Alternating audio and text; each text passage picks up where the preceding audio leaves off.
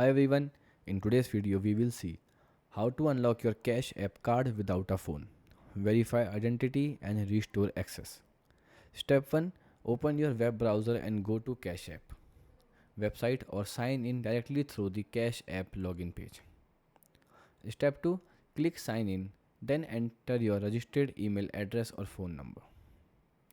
Step 3. Verify your identity by entering the one-time security code sent to your email or phone. Step 4. After logging in, open your account or dashboard.